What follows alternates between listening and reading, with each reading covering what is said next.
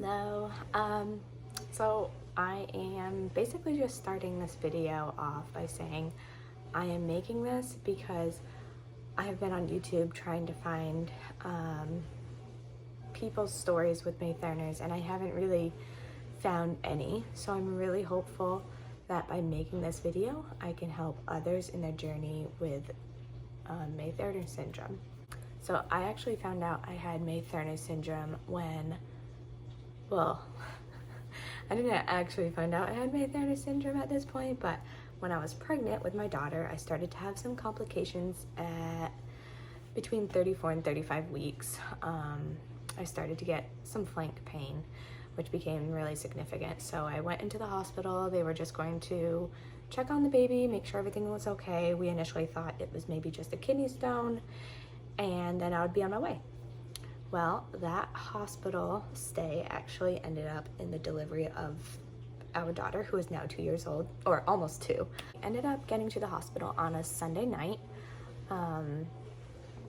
And when we actually got to the hospital, I was already actively vomiting because of the pain that I was in. So they immediately gave me pain meds, and they started me on some fluids, which ended up causing more issues, but we didn't know. They were giving me fluids because they did think that it was a kidney stone.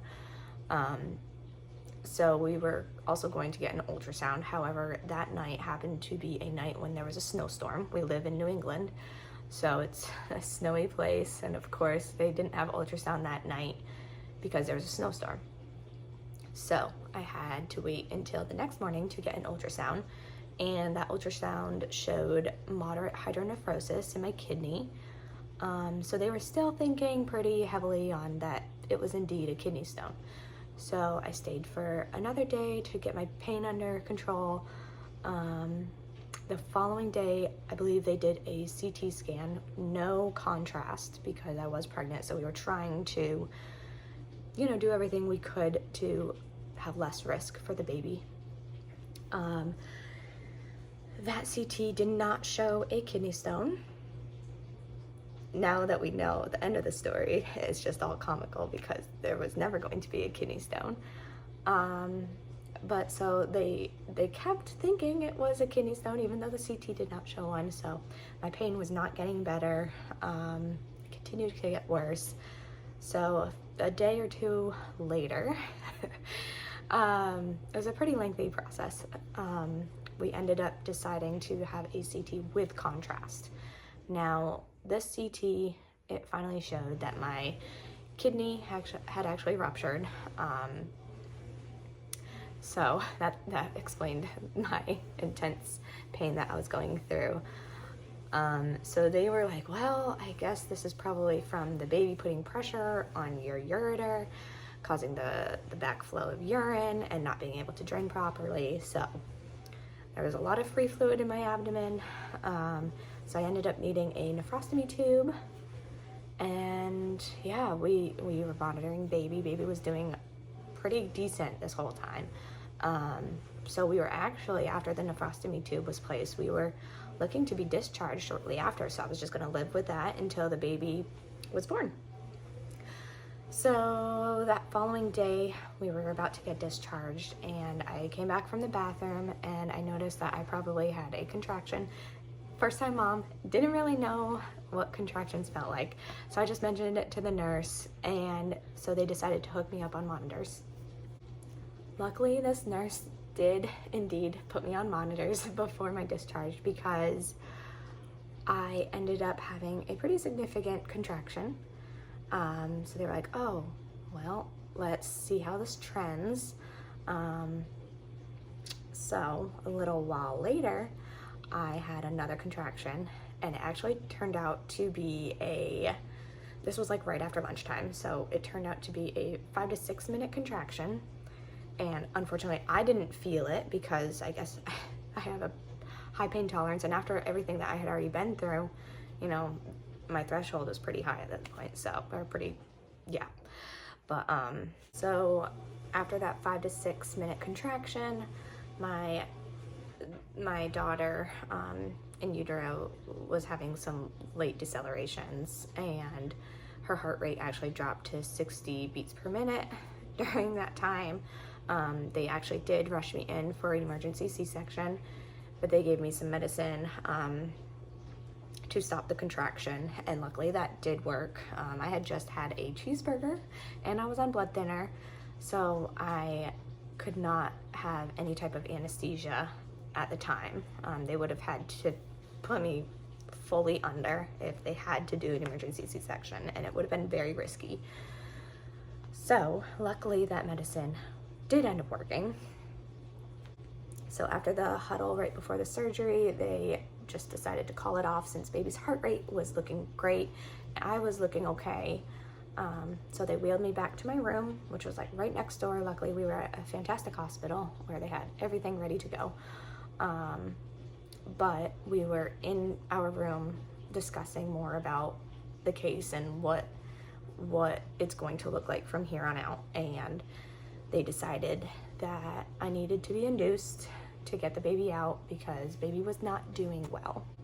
So after the time of my Lovenox wearing off, the blood thinner wearing off, and I was cleared from like not eating for a while, then they decided to start me on Pitocin, get an epidural going just in case anything was to go wrong, and to start the labor and induction process.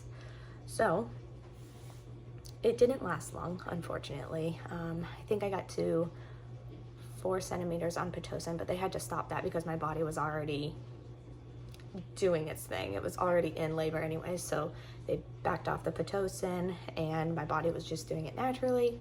I got to 4 centimeters dilated. They ended up breaking my water. And after that point, the baby actually started to have more and more late decelerations.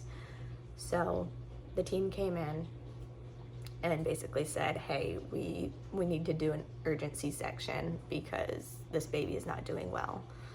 So I think by this time I was 35 weeks and 6 days, so almost to that 36-week point. And they were really trying for that 36-week mark, so we were basically there. So they were pretty pleased with that. I forgot to mention that when I was having that kidney pain, it did cause irritation to my uterus, which ended up causing the labor, but at the same time my left leg was becoming very swollen. It was 3 times the size of my right leg, and this is what prompted them to really put me on blood thinners because they thought I had a DVT. So that is why they started me on the blood thinner. However, the CT showed that not only did I not have a kidney stone, but I did not have any DVTs as well. So they couldn't really explain what was going on at the time. We were also at a hospital that had residents, and we absolutely adored this one resident. And she was part of our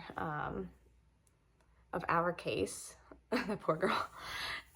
But she was incredible, and she was actually the first one to bring up, could this be May Thurner's? And me and my husband were like, we don't know what that means. And basically she was kind of hushed down because it was in the room at the time. So she brought it up and it was kind of like brushed off. And now my husband has a medical background. I have some medical background, like my medical knowledge background. So to hear that and then have it brushed off, we're like, don't know what that really is, but guess we'll find out soon. So it was just interesting. So during the urgent C-section, they started doing the surgery. Everything was going well. I just could not wait to hear our baby cry. And at that point, we didn't know the gender. We were keeping it a surprise. So that was very exciting as well. Something to look forward to through all of this. And then right before they delivered her, I said to the anesthesiologist, hey, something doesn't feel right. And so he goes, okay, everyone stop. What are you feeling right now? I said, it's really hard to describe, but it feels like they're wiping something. Unfortunately, at the time, the OB was wiping my uterus. So unfortunately the anesthesiologist had to push heavier meds. So I was fighting this, but so they pushed the heavy meds, and I technically was supposed to like fall asleep, but I fought it with everything in me because I just wanted to hear that baby cry and make sure that she was okay. And that's what I did. So I stayed awake. The pain got a little better, but I was so groggy. But I heard her come out and cry, and my husband got to announce that it was a baby girl. And yeah, that was the best moment ever. After what we had been through that entire week, that one moment, that one precious moment was all worth it.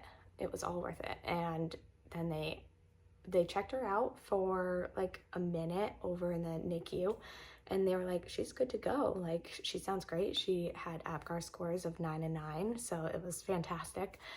She got to come in, and I got to cuddle her during the rest of the surgery, so got to concentrate on her instead, and it was very, very nice moment. So they got me all stitched up, and we headed back to the room. My leg was still so swollen.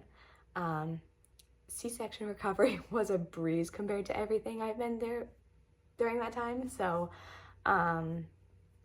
it was mainly that left leg swelling that I had that was so intense. It was so bad. I could barely even walk.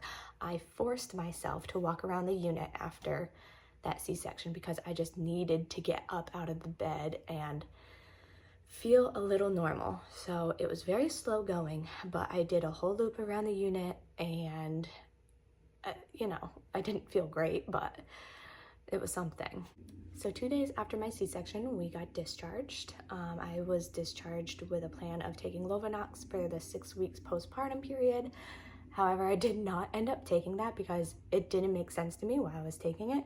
No one had explained May Thurner's, and they technically did not diagnosed me with May Thurner since I was pregnant.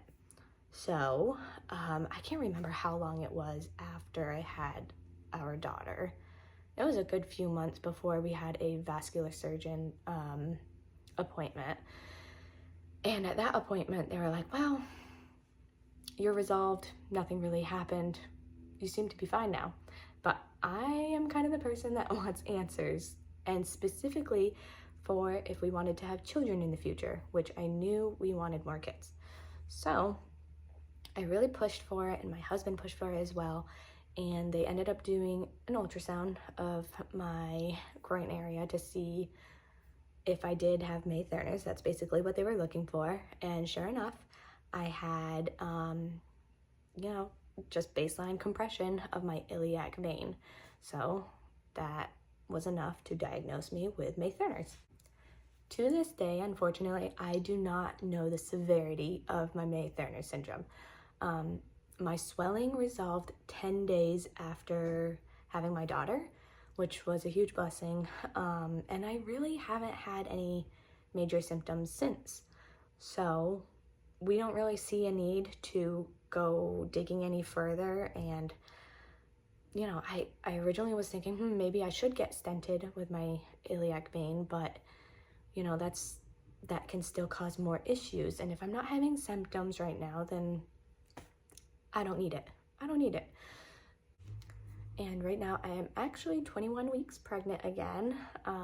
So this is basically around 2 years later. And so far I haven't had many symptoms. I have had kidney pain once in a while, but we did get it checked once, and we're wondering if it could possibly be from scar tissue, or it could be an early version of hydronephrosis. So we just have to keep an eye on it, and they said that they have a very low threshold of any kidney pain or even any leg swelling that could lead to, you know, a DVT because of the May Thurner syndrome. They did put me on a prophylactic dose of Lovenox.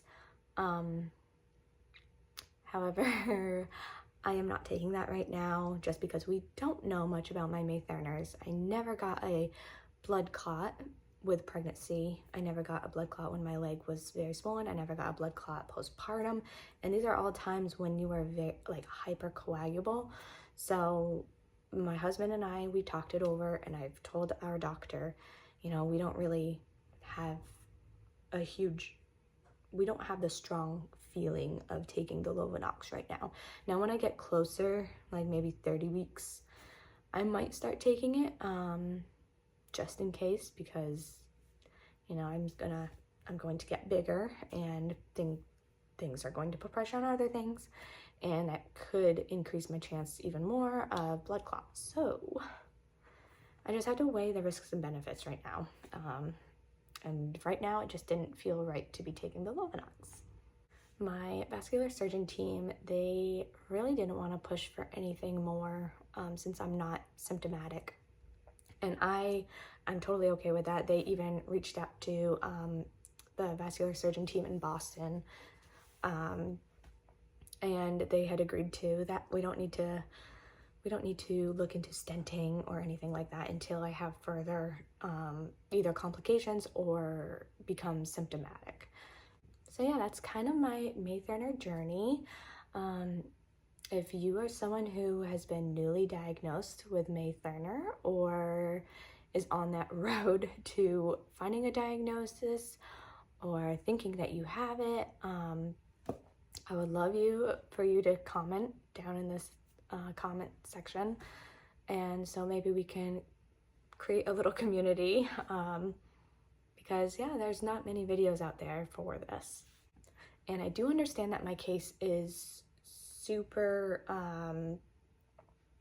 rare, because most people, when they're diagnosed with May Thurner, are diagnosed because they've already had a previous DVT. So I am one of the lucky ones, and I am forever grateful for that. And that's all, again, like, my vascular surgeons are just baffled, because they usually only diagnose this in the case of where people have DVTs, or sometimes worse. So yeah. All right, guys, thank you so much for watching, and this is the conclusions. If you have any questions, please leave them down below. Thank you.